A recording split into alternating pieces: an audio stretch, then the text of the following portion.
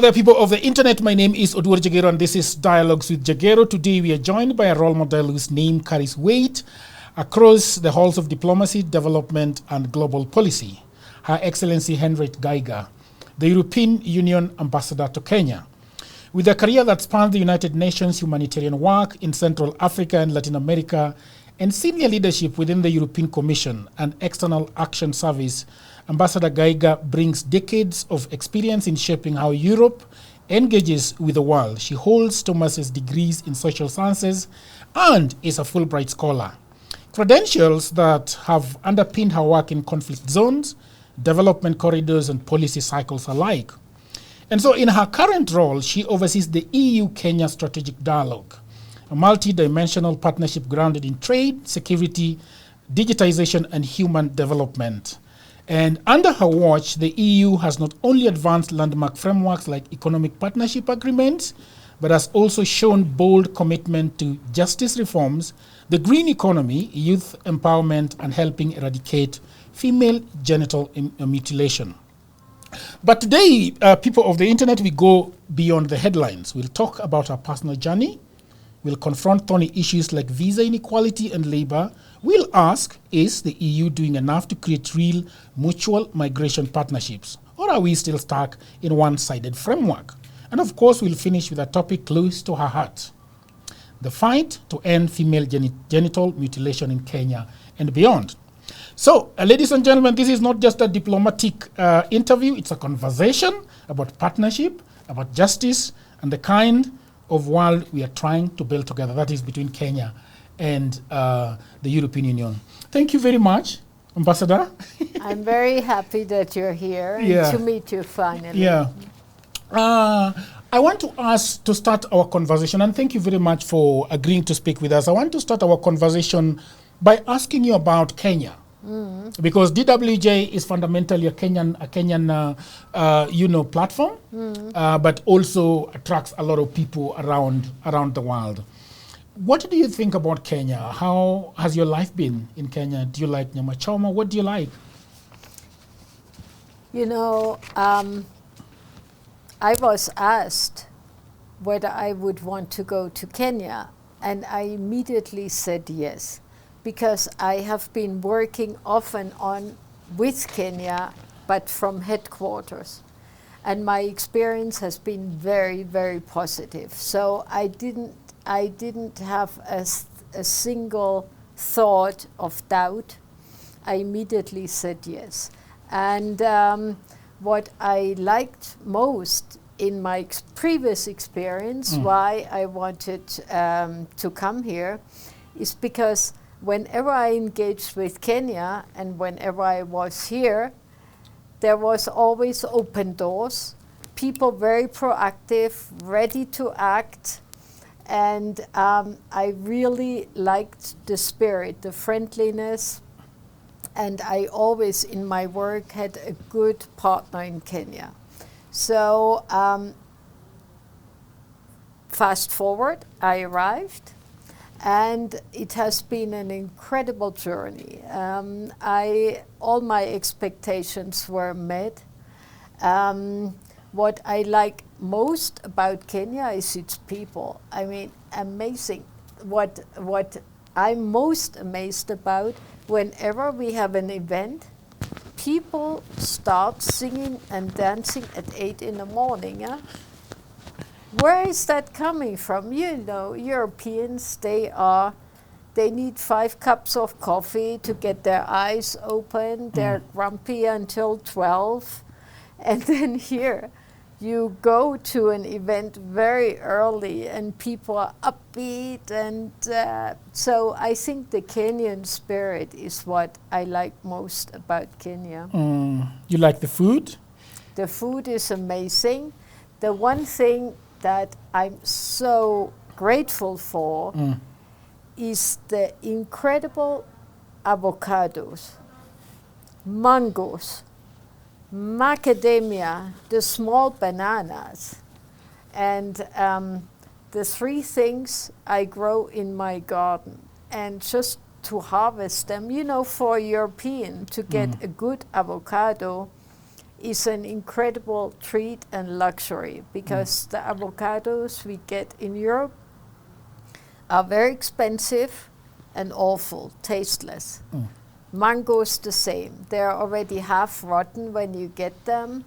And so for me, and the small bananas, I mean, I can have them in truckloads, really. I can not believe how many harvests you can have. Yeah. Strawberries all year round. This is just amazing. It's like paradise. Huh? Yeah. There are, thank you for loving Kenya. There are, people always grow up, young women, young girls, and I know that we are going to be talking about the menace that we are having in Kenya and across Africa, that is FGM. We are going to be talking about that. And this is tied to being a woman in the world. And I want to get back a little bit about your story. Have you always wanted to be a diplomat? And can you take a little bit of this time to take us back to when you were growing up? Did you always do you wanted to become a nurse? Do you wanted to become a teacher? You wanted to become a professor? What did you want to become when you were growing up?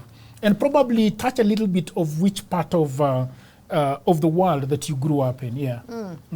So I'm a German national, but I have been working for the EU for many, many years. And in the EU, we're no longer saying what our country of origin is. We say the country I know best is Germany. Okay. And in my case, I'm not even sure whether it's the country I know best, because I left when I was 23 and I never returned. So a country changes, evolves. So the country that is Germany now is not the one I left. So I lived in different parts of the world, but most of my time I spent in Belgium, in Brussels. And I never wanted to go to Brussels. I had a friend, we were working at the UN in Vienna, and she always wanted to go to Brussels, and I wanted to go to New York.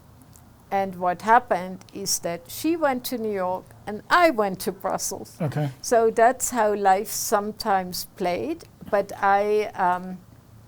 I grew up in a small town in the south of Germany, and I didn't have any clear ideas what I want to become. But I knew that I wanted to be a human being that contributes to the world, a spiritual human being. And I knew that this would be my path in life, and I was open to where this would lead me. So diplomacy was never on my books. I was sliding into it by going through successively open doors. Okay. But then, so how did you now get into the path of diplomacy? How does that story begin? Yeah. So that story begins by graduating in Germany from a university and seeing on the bulletin board an announcement for Fulbright scholarship. So I thought, oh, that sounds interesting. I applied and I got it. So I went to New York, got a postgraduate degree there, and I loved it a lot. And then I did an internship at the UN.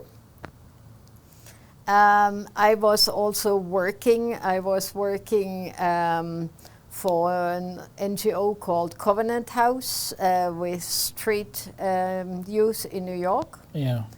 Boys and girls, 18 to 21. And that was really a very intense period. And I worked for Chase Manhattan Bank for their foundation. And that was when my time in New York ended and I was supposed to come back, and I decided to come back.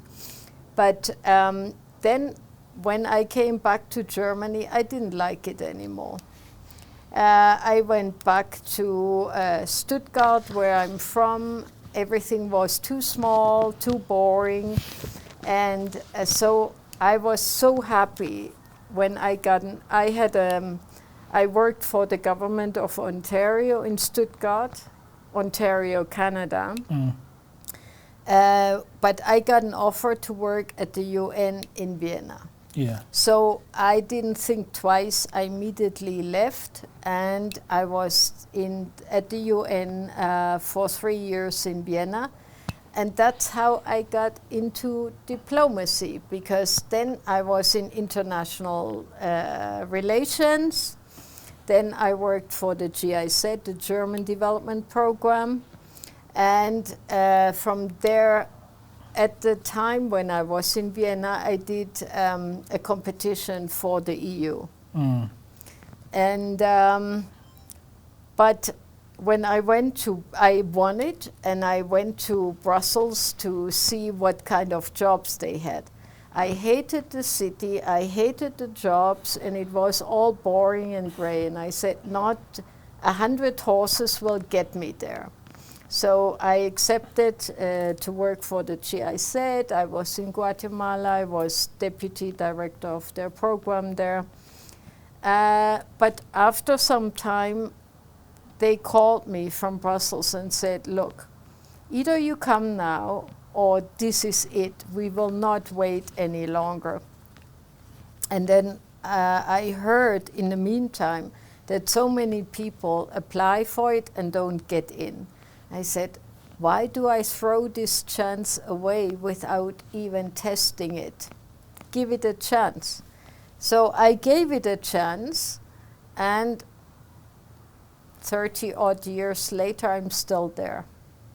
So I started in the EU, and it has been such an interesting journey. I always worked on international relations, but only twice I was out as a diplomat. When you're inside the EU, you lose your diplomatic status. You're only a diplomat when you're out. So, so I did that role only twice. Some of my colleagues, they go out all the time, go back to headquarters. You have to go back for 2 years, then go out again. But for family reasons, my husband, my girls didn't want to leave, so we were grounded in Brussels. So I did the best I could by always being responsible for all our delegations worldwide. So I did Latin America, Caribbean, all of our embassies there, all of the ones in Asia, in the Pacific. I did Horn of Africa for 5 years. I did China 5 years.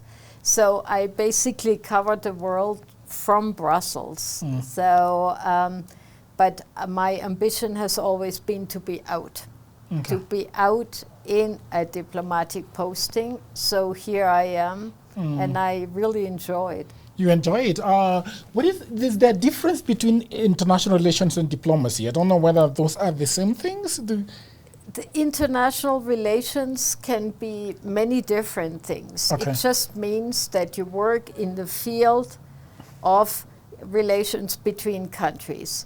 So, but you could be a researcher, you could be a diplomat, you could be an official. There are many possibilities. You could be a student of international relations, and diplomacy means that you're a diplomat. So you have to be accredited to a partner country that has to accept you. So for example, when I came, the EU had to present my CV and ask the government, can she come? Can she be our ambassador or not? And sometimes countries say no, because they check your background. They see whether you did something that they didn't like, or you are somebody that they don't like. And it's rare that they outrightly say no, but what they do is they drag their feet. Okay. So you wait for a year, 2 years, 3 years. That's a long time. The post is open, nobody's there. So the message is very clear.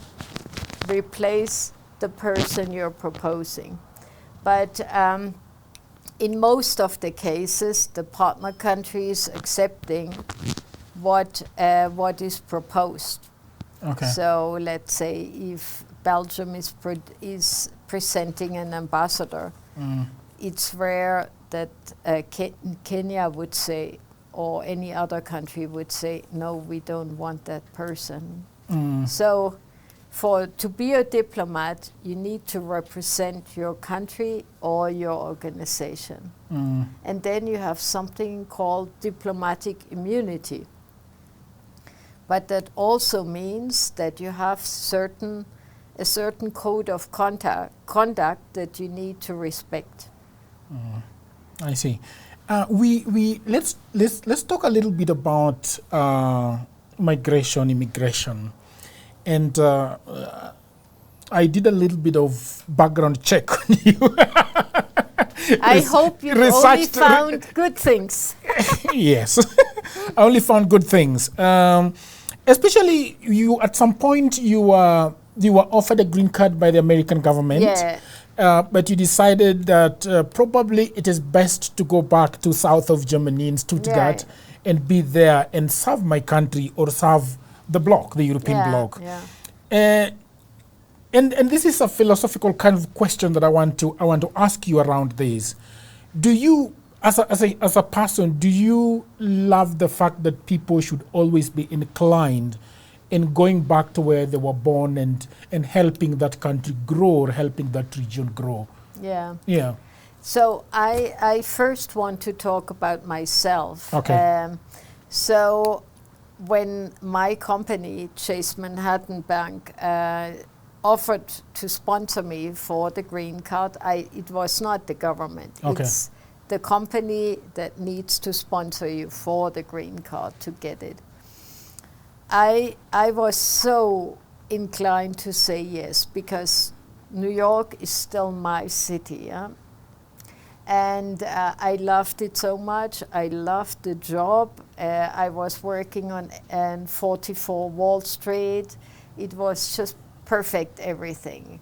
And I knew if I would say yes, I would never go away, because I liked it too much. But then I was a Fulbright scholar, and I had signed a declaration of honor that I will go back and serve my country. So, of course, a declaration of honor is not a legal requirement, but I'm a person of ethics, and I wanted to fulfill my promise. But also, I thought, if I now accept and stay in the US, I don't know what Europe has to offer me. And I want to give Europe a chance and see what Europe has to offer me. I didn't think of southern Germany precisely. Okay. But you told me that it was very boring place. Yeah. But so I was thinking, Europe, I want to see what Europe has to offer. Okay. And I always thought, if you don't like it, you can always go back. Okay. So it was a mix for ethical reasons and that idea of being curious what Europe has to offer. And in terms of the general question, what people should do, I think these are very personal choices and you cannot generalize. It depends on your situation in the country and your personal and family situation and the chances you have. I don't know many people who want to leave just for the sake of it. Normally, there are more push factors than pull factors. So people normally leave when they don't see that they have the right environment to prosper and to grow.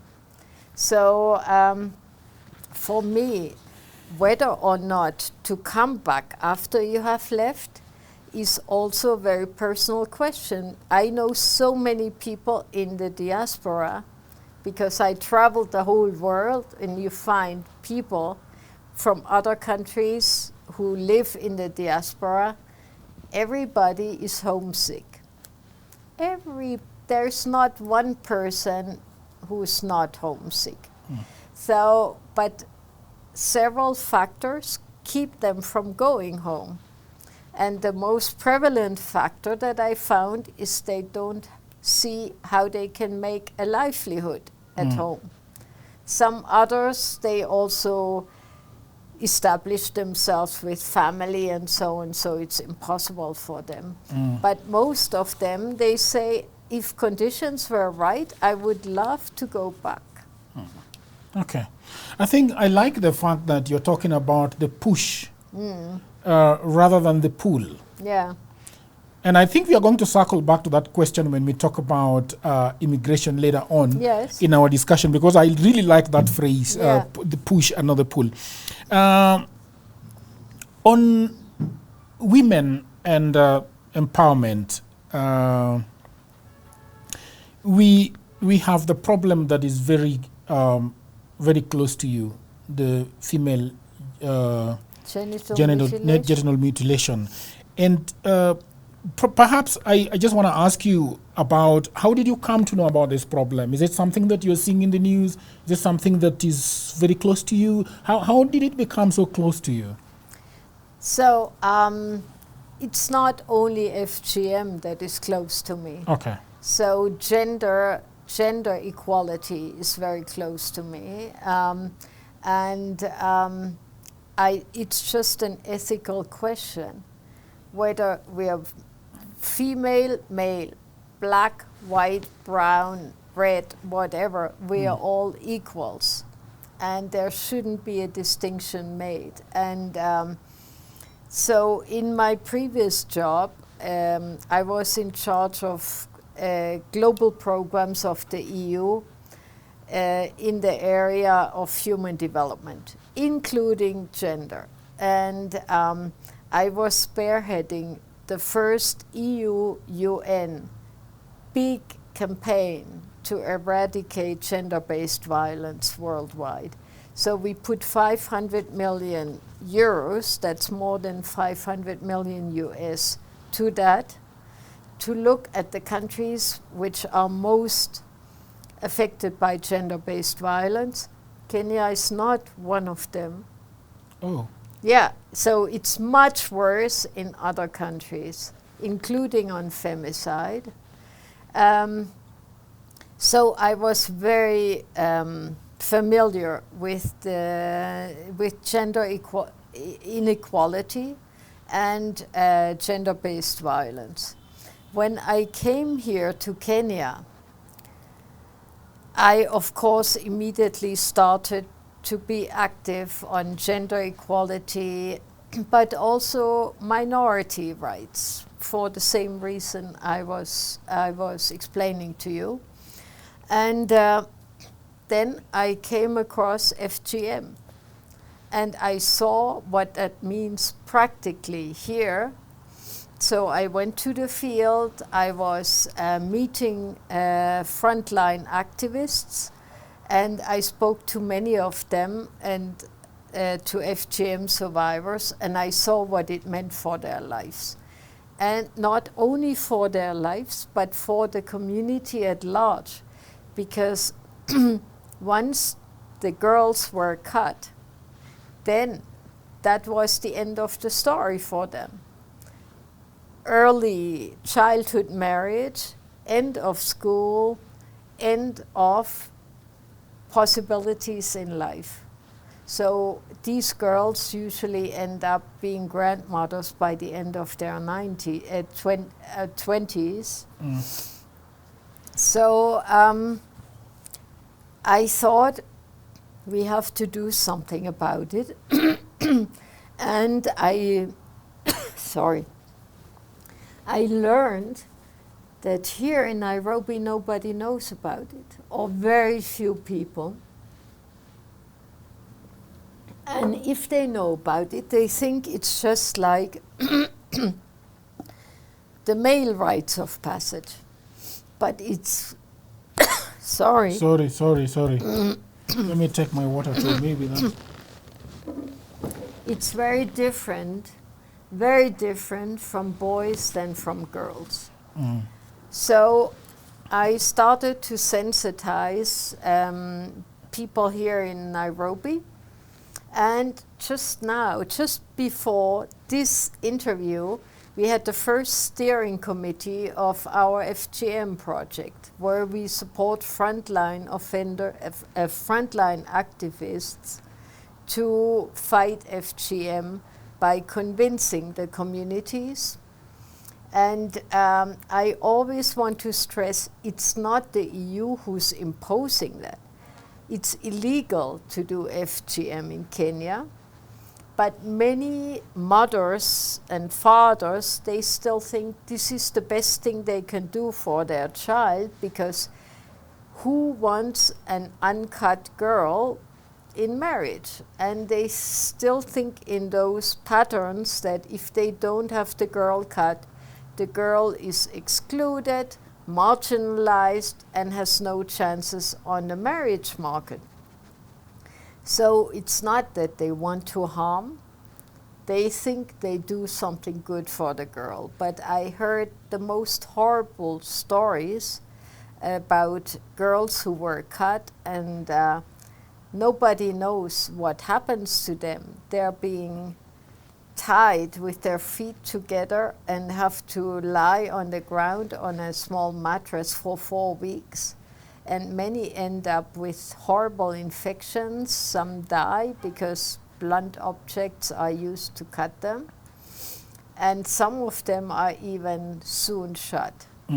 So I heard the story of one activist who's a survivor, who gave birth when she was soon shot.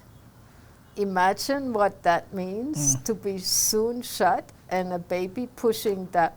I mean, only as a woman maybe you can imagine that. Yeah. But so this is of course only one of the problems that we're facing.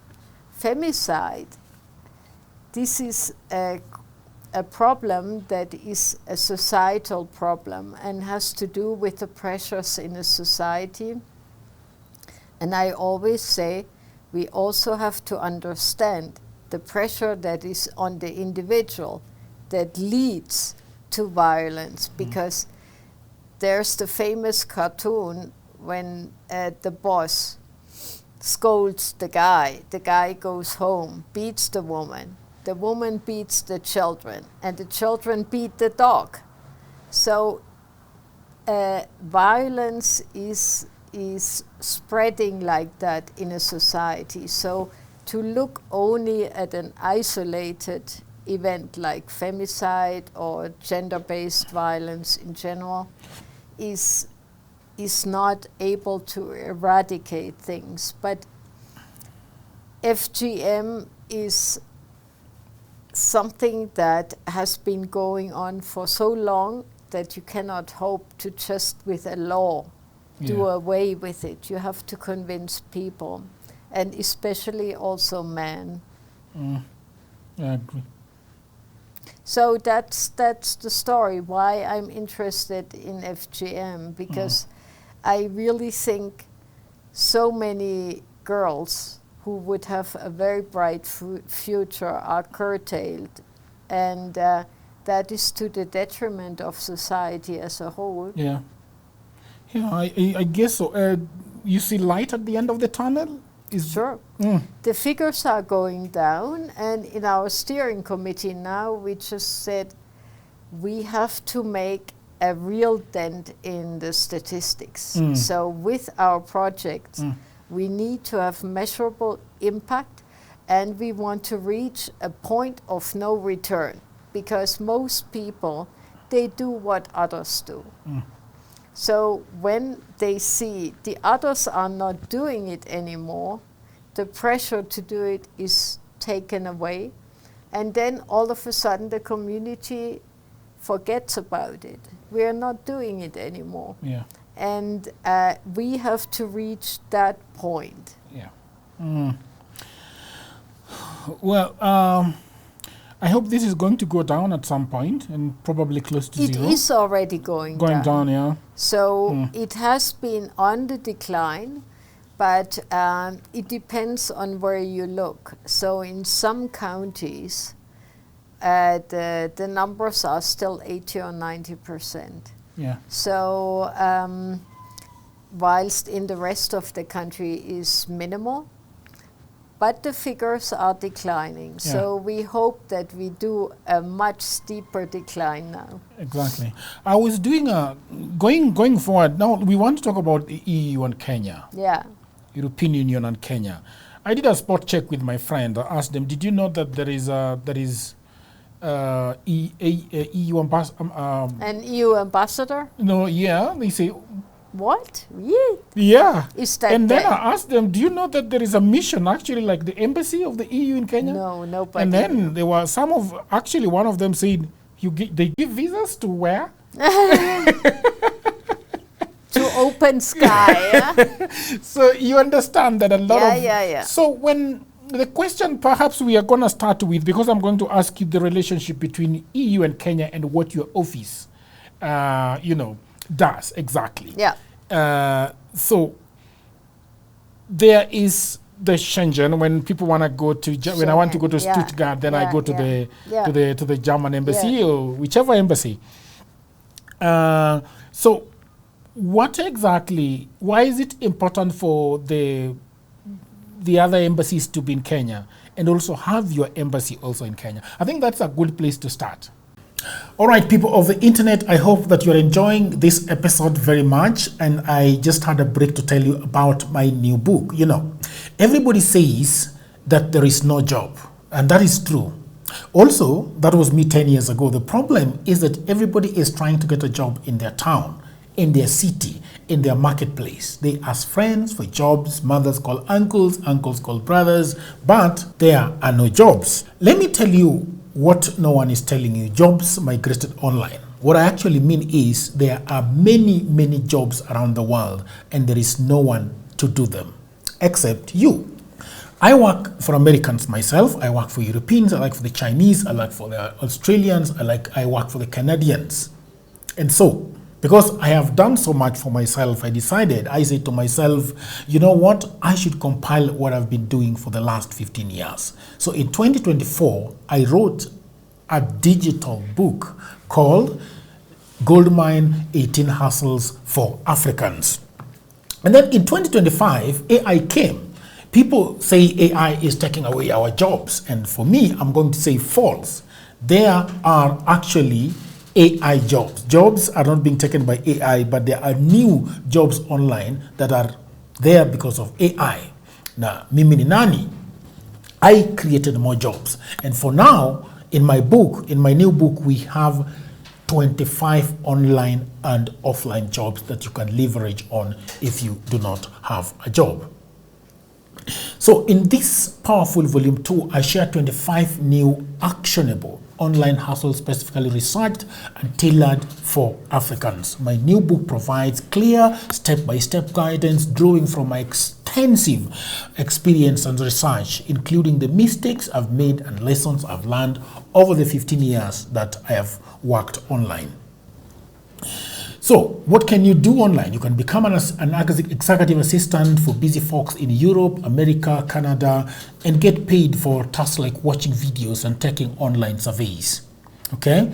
You can build a lot of things. Build a business as a virtual assistant, start an e-commerce shop without capital, be an affiliate marketer, or you can also become actually an English tutor and tens of AI jobs. If you have a job, that is fine. But I also know that you can buy this book for that brother, for that sister, for that mother, for that cousin, for that husband who is watching Netflix all day at home. Buy it for your friend who is always asking for cash. You know that friend. Now, all the information is on the description below. You can also inbox me, you can WhatsApp me, or go to my website, which is oduorjagero.co.ke. And now, back to programming.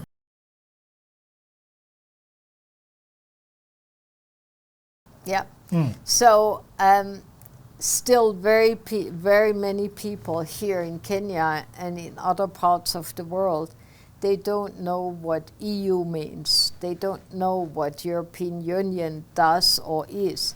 And here in Kenya, I find that I'm many times confused with AU, African Union. Yeah. So even sometime in State House, I was confused with the African Union ambassador.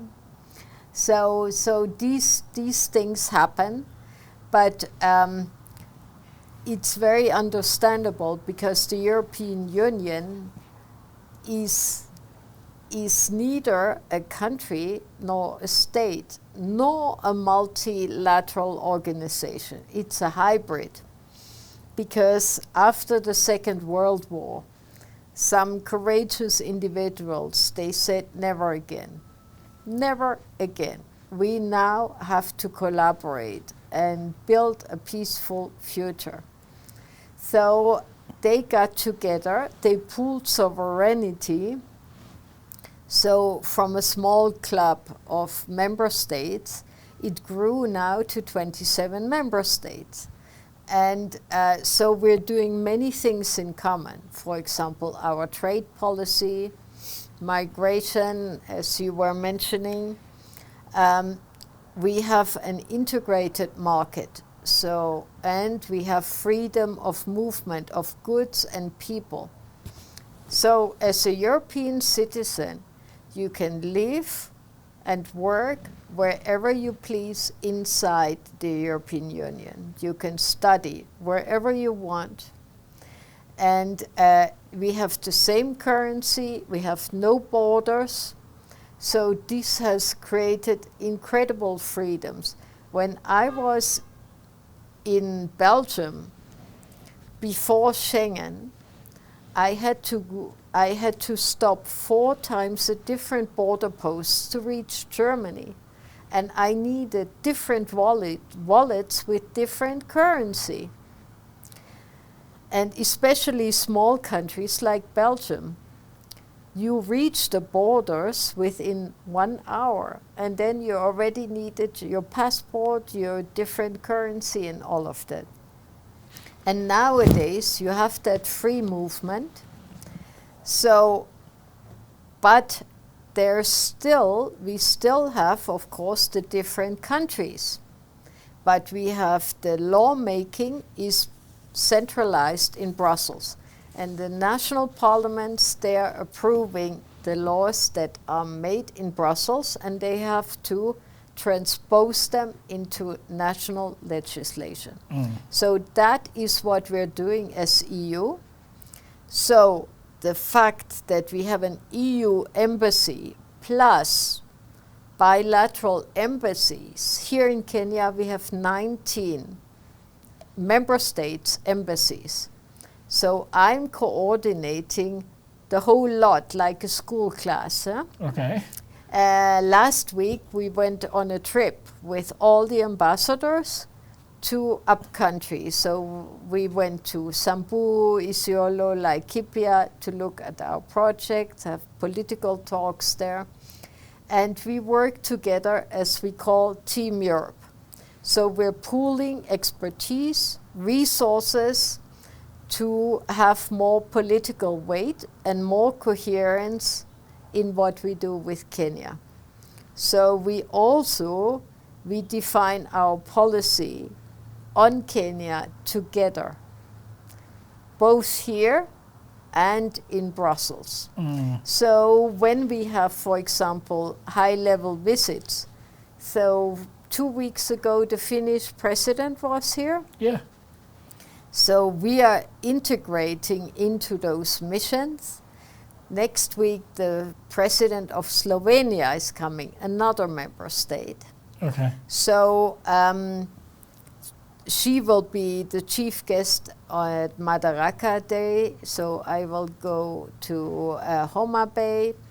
So we work very closely with our member states here. For example, this morning I called for a coordination meeting of our ambassadors for our work at the UN, where we have the Habitat Assembly. So we coordinate our positions, we work together on all those issues to make sure that the EU has maximum traction. But we don't have visa, thank God. I don't have to give visa. Yeah. And but so many times I get calls, WhatsApps, mails where people I know ask me, can you help me? My daughter needs to go. She hasn't received her visa. Yeah. And then I contact the respective ambassador and see what I can do to help expedite things. Yeah. So here in Kenya, the EU as such, we have development cooperation. So we have 500 million over 7 years. We do this political dialogue. We also have a security defense dialogue, and we are very big on trade. So there, the EU has what we call exclusive competence. So member states have given their sovereignty entirely to the EU on this. Yeah. So we just had a big EU-Kenya business forum. President was there. And we signed a huge economic partnership agreement. I don't know whether you heard. So that opens the European market 100% quota-free, duty-free to Kenyan products. Yeah. So this is what we do as EU. So we want to add value to what our member states are doing. Some are really big. Some have very small embassies, like one man or one woman team. Yeah. Or very big ones, like Germany, France, Netherlands. They have really big embassies here. But for example, here, we are also getting member states who embed themselves in our office. Like now, Lithuania is coming to open their little office inside our delegation. Okay. So we try to offer services to those who don't have big embassies themselves. Yeah. Can I cut this short and ask you something that have always interested me, especially in terms of visa, because I was told at some point, and I also read somewhere, that the EU has a lot of say on policies surrounding visa issuance, right? So there are some rules that, and then there is a database where embassies can share, one thing or the other. And then this is a question probably you might not be able to answer it. You don't want to answer it, but would it be easier if the EU was the one issuing the visas? You have to ask our member states that. Okay. So far, we haven't pooled our sovereignties as member states to the EU. And that will take a long time until member states will agree to that, to let the EU issue the visas on their behalf. But what we have achieved is to have common rules and a common space, which is called the Schengen space. Okay. Not all member states are part of Schengen. Some were staying outside, and some others were not fulfilling the criteria to be part of Schengen, because you need to have a minimum threshold of security at your borders and a number of requirements. So member states have to, if they're in Schengen, they have to agree to the rules that were agreed by all. So that's why you have uniform visa policy in the EU, and the member states who are issuing are responsible for that. And they have to consult, let's say you're applying for visa with the Austrian embassy. Yeah. The embassy cannot immediately decide. They have to consult all other member states whether somebody has a problem with giving you a visa. Why? Because as soon as you land in Vienna, you're free to go wherever you want. You can get the visa in Vienna and travel to Paris or to Denmark or Berlin, but you choose to get your visa from the Austrian embassy because maybe you heard it's easier there. So that's why we are so adamant about having uniform rules. So we avoid visa shopping. We call it visa shopping. Maybe you could expand a little bit on the visa shopping, so that I think a lot of people are very interested in it, because I remember there's somebody that I know that that probably went to three countries to try their luck, and they were all denials. And I came to realize that, I think that you didn't know that they knew that you already been denied a visa somewhere else. I'm not an expert on visa because I'm not issuing visa and I don't have visa officials here. But what I know that there's a common sharing system in Schengen to avoid visa shopping. And since everybody has the same criteria for admission, if you don't fulfill those criteria, you can go to 15 member states and you will get the same result because they apply the same criteria. Of course, in some cases there's interpretation room, and you will find that maybe this visa officer has a good day or bad day and then sees the glass half full rather than half empty. But that is only applying in cases where it's not clear-cut. But let's say we did a lot of cultural promotion, including artists, music exchange. And then we were sponsoring Kenyan musicians to go to Europe. And then their visas were denied. And I talked to my member states ambassadors and I said, look, we invested all that, we did all that activity, we selected the artists, and now they cannot go. Yeah, because they don't fulfill the criteria. So I said, we have to be more coherent about what we do.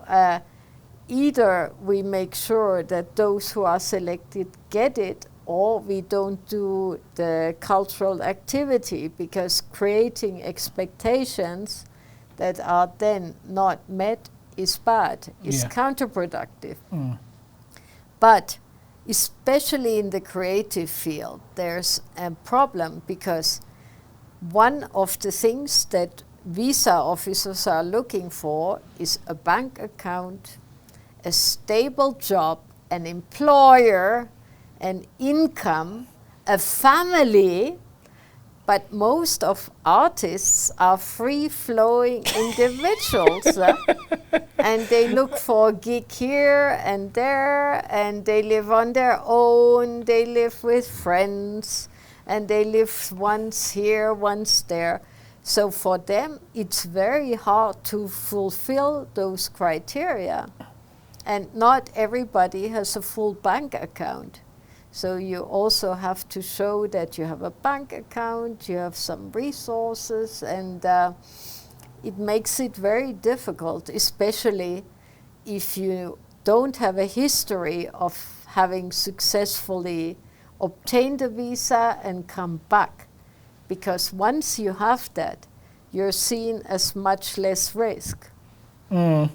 I see. I think we had a lot of time talking about the visa. I think we are going to come back to it. But do you think that you finished talking about the relationship between Kenya and EU? Do you think you want to add? Don't get me started. We will sit here until tomorrow.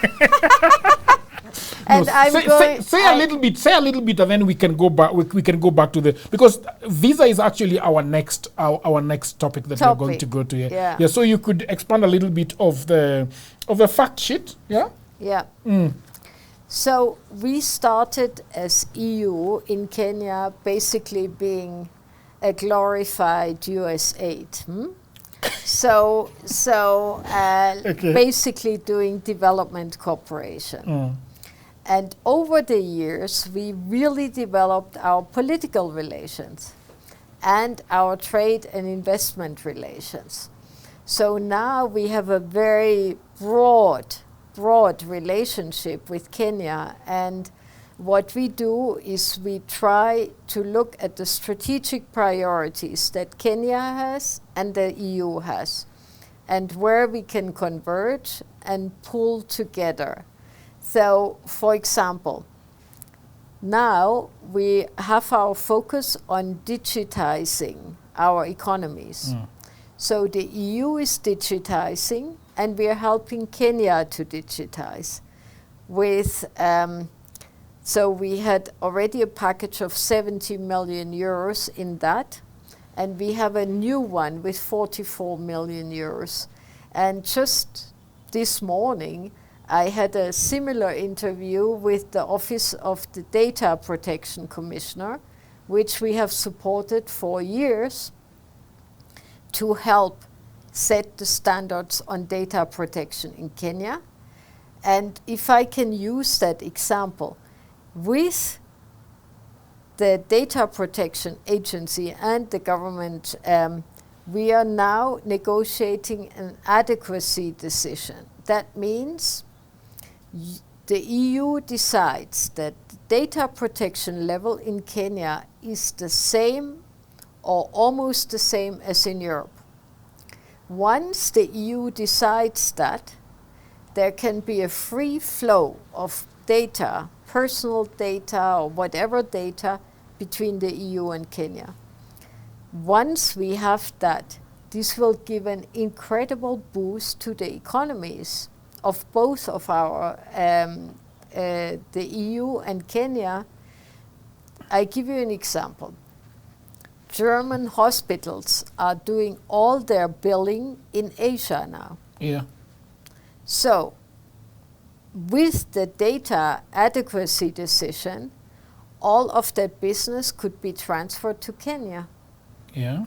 So this is just one of the applications where this data adequacy is going to be beneficial. So we're working on things like that. Or, for example, we supported the new AI strategy in Kenya, and now its implementation. Last week, we were in a school in Samburu, public school, which got digital last mile connectivity, digital connectivity. So for the first time, they got an internet connection, and that changes the life of all the students. They had little laptops and iPads, and they were doing their schoolwork like that in the classroom. So this is just one of the examples how we combine our development cooperation with the strategic goals of Kenya and the EU. The other one is green transition. So we are helping Kenya in its ambition to become a green economy. And the other aspect of our cooperation is governance, good governance. So we have 70 million euros invested in the reform of the justice sector, for example. How is that going? It's going well. I mean, in this year, we have completely focused on the fight against corruption. So I really hope we have already almost digitized the entire justice system. Huh? So the idea is also to cut corruption by digitizing everything from the police to the courts. Now court hearings can be virtual, so you don't have to come from Marsabit to Kenya to have your case heard. But the one part that is not yet digitized is the police. So we have been working with them, but we are not very far advanced. They said they have their own thing now on digital instant traffic fines and digital occurrence book. Yeah. We have been insisting on that for a long time, because if that part of the police is not digitized, it compromises the work of all the rest of the justice system. But we have made incredible advances there, and there are people coming from all over the planet to see what Kenya is doing, including the German Supreme Court was here. All They right. were extremely impressed because they are far behind the digitization. So Kenya is benchmarking, including for other countries which are not African. Yeah. So I'm just saying that governance is very important for us also, and to safeguard the democratic space, because what we want is that Kenya is strong, stable, and a beacon of stability and democracy in a sea of instability, which at the moment is the Horn of Africa, sadly. Yeah. I wanted to ask you about that, but let's go on and then we can cycle back into it. Sure. Can you guys check if our sound is having no problems, so that we are sure we are okay, right? We okay? There is no nothing. Okay, great. Last week there was a breaking news about CNN saying that the EU has collected 70 million euros on visas that were denied. And I want to go back to something that you said about it. So there is the issue of people going to Europe to visit and then coming back. I think that is the 70 million that they were talking about. But I think I want to talk more about people that are trying to escape this continent or this country to go and live in Europe. And there is something that you talked about that was very interesting to me. You talked about the pull and the push. And I think that in Kenya, what is happening is that there are so many factors that are trying to push people out of the country into the European Union, or something is pulling them. Perhaps the good roads, perhaps the education that is top-notch, perhaps the security that is there. EU has been having a big problem with immigration. And I think at some point, Starmer said the other day that we are overwhelmed. Macron said the other day that we are overwhelmed. What can we do about these things? So I think there is, to be fair to the EU first, I think that they have really tried to have people that are running away from the war, that is running away from very bad situations, having safe haven in the EU. But over the last several years, maybe 4 or 5, I think there is the question they're asking, are we really able to help anymore? So that is where I want you to start from. What do you think is pushing these people away? Yeah. First, I want to say that just an hour ago, I had somebody here in your seat who's an eminent expert on migration in the EU. And we had a conversation on migration. Yeah. And he told me that migration is not an African problem, that the migration problems we have in the EU have nothing to do with Africa. So the main inflows are from Afghanistan, Syria, Ukraine, etc., not from Africa. Okay. And that the migration route on the west and the east, the Mediterranean migration route from Africa, that they're drying up. So to say that the migration issues in Europe are caused by Africa are less and less true.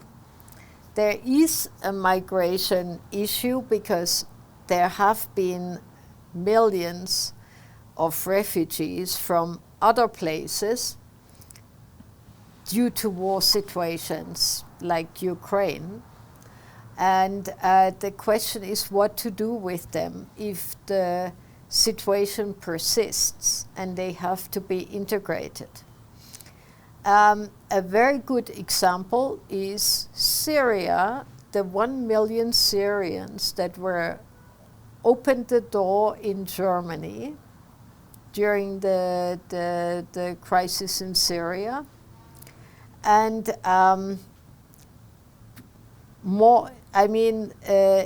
the majority have integrated extremely well. They were high-skilled people, doctors, lawyers. So it was not a problem for the majority to integrate.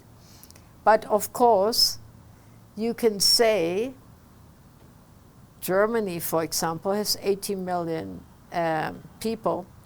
You take in 1 million Syrians, you take 1 million Ukrainians, and so on. So then the system at one point gets overwhelmed, or at least the local communities, because the governments are dumping this on cities. So they say, let's say to Stuttgart, you take 100,000. See what you do. And then they have to scratch their heads and see what they do. So this is what is happening in Europe, and there have been some attacks that were widely publicized, of course. And then there are questions asked, why is this happening? And as long as the economic situation is not getting better for the majority of people, they think the more people we have that we need to feed, the less we have. So, but coming back to your push factor, already years ago we said the migration issue has to be resolved in the countries where the people are coming from. So the conditions in those countries have to be improved to the end that people are not forced to leave. Of course, in a war situation, it's not so easy to re-establish peace, as you see in Sudan or in Ukraine, in Gaza. But in countries like Kenya, where the problem is that you have too many young people and not enough livelihoods. Every year, 1 million Kenyans come onto the job market. 1 million. Every year? Every year. This is not even the biggest country can absorb 100% of 1 million every year. So, and you have more than 500,000 Kenyans in universities right now. They need jobs, qualified jobs. So, of course, in a country like Kenya, where around 80% of the people are already working in the informal economy, where should the absorption capacity come from? So then what do you do as a young person? You need to have a livelihood. You need to eat. You need to support your family. You want a car, the good life. You see everything on social media. You know, when I visit schools and I asked the students, what do you want to become? You know what they all said? I want to become a millionaire. Is that what they told you? Yeah. In Isiolo? No, everywhere. And not this time. I didn't ask. The children were still too small. But when I engaged with, let's say, secondary students, that's the answer I got.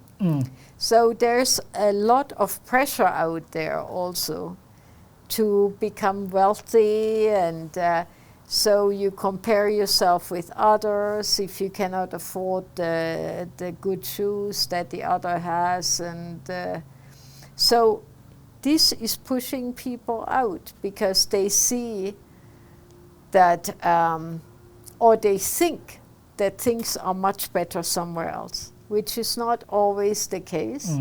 We as humans, you can put it here. Yeah, I want some water. We as humans always think that the pastures are greener in the neighbor's garden. Yeah. In Europe, for example, you have an extremely high tax level. So people pay a lot of taxes, like half of their salary, but they do get something for it, as you mentioned. So they feel that they get their money's worth in health, education, security, infrastructure, etc.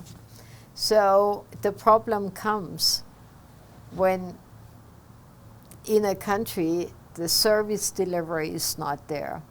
So the basic services are lacking. This is a big push factor. Yeah. Okay. Let's talk about. I think this is our last part of the question, which is about jobs actually. Yeah. All right. And you remember there was the German-Kenya labor migration agreement. Do you think that it is something that, as the European Union, you are happy about, and you are hoping that many other countries can be able to get into this kind of agreements? Yeah, I'm very happy about this. And actually, we have another member state who has a labor agreement, Austria. Oh, is that so? But Austria is not Australia. Yeah, of course. I've been to Wien, their capital city. It's very beautiful. Yeah, yeah. I lived there for 3 years. So. All right, working for the UN. UN, yeah. They have a very big UN mission there. Yeah. That's where I worked. Okay. Yeah. So, but the Austrian ambassador, he was on our ambassador's trip, and each time he pronounced very carefully, Austria. Yeah. Because everywhere he goes, he's confused with Australia. Is that so? Yeah. That's very interesting. I didn't know that. But in any case, they also have a labor agreement. And the story is very simple. Europe is aging. So the average age there is 50 plus. So average? Yeah, I don't have to, somebody Google that now or check on AI. It's very high. Here in Africa and in Kenya, it's 19, the average age. 19. So Europe cannot fill their jobs anymore because the baby boomers are retiring, people are not having children anymore, so the population's shrinking, nobody there to do the job. So what do they need? Labor. Where do you have labor? Here in Kenya. So I think there's a win-win, and it just needs to be channeled right. So that's why the Germans did this labor migration agreement, and it's basically working with agencies. And you know, there are plenty of headhunters already here they are being charged by companies who look specifically in the market here and headhunt their people. But we thought it would be better to do this in a more coherent and orderly way. So, but the German labor migration agreement is only working with very small batches. So it was very famous that when this was signed, President Ruto talked about what, 100,000 or 250,000. Yeah, but we don't know the numbers. The German Chancellor said 25. Yeah. So the expectations are very, very divergent, and of course this has to be built up over time. So. There is a huge need in the care industry in Europe, and in the digital industry. So software engineers, AI specialists, and so on. So these are the fields that are most needed. But the Austrian ambassador showed me the list of the professions where they are lacking people. More than 100 professions. Oh, is that so? Including skiing instructor. if you want to become a skiing instructor. But so we are trying to do legal pathways to try to fill the need in Europe and to help Kenya also, because there's no brain drain. If you have so many graduates, then there are plenty growing every year. You don't have to be careful about bleeding out the country. And of course we hope that this will be expanded to more member states, and maybe even we can do something at the EU level, but we don't know yet. But the EU has said that they will. So there was a ministerial from the EU ministers and the AU ministers. And in the final communique it said, we have to explore more the legal pathways of migration. So hopefully we'll get more into that, because I think it's a win-win for both Kenya and the EU. But I wanted to say as a parting shot that we have plenty of scholarships. So we are sponsoring master's degrees in European universities. They are now all in English, and there is no interception of whoever who wants their son and daughter instead of you to be given priorities. It's all online, and it's a full scholarship. So there's not one penny, not even for the visa, that you have to pay. And visa is guaranteed if you get the scholarship. So all of the ones who went came back very, very happy, life-changing experience, and they got brilliant jobs here in different fields.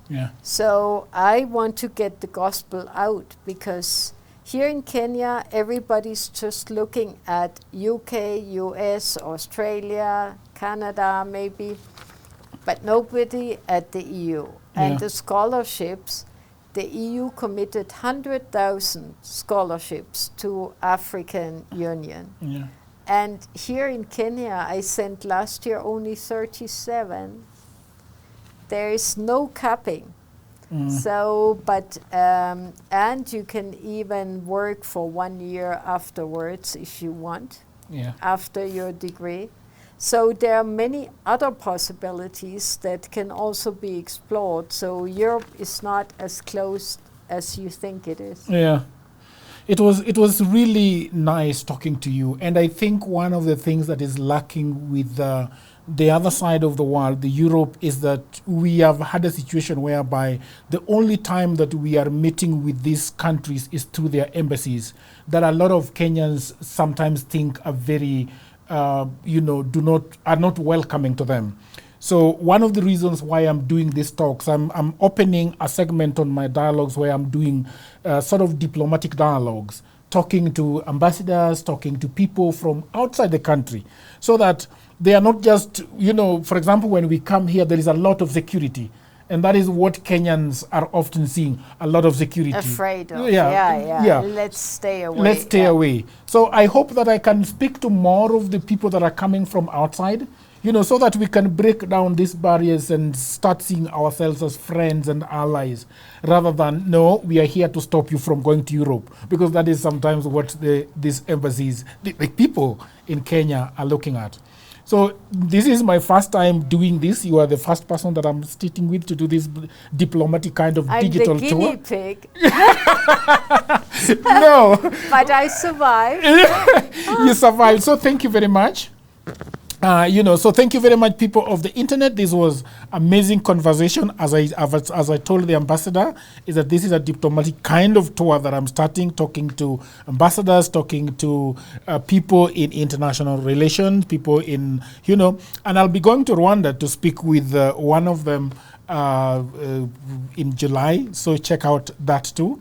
Thank you very much. We are going to 100,000 subscribers on YouTube and 500,000 on TikTok and Facebook. So consider subscribing, and until another episode, bye for now. Thank you so much. Yeah. My pleasure. Yeah.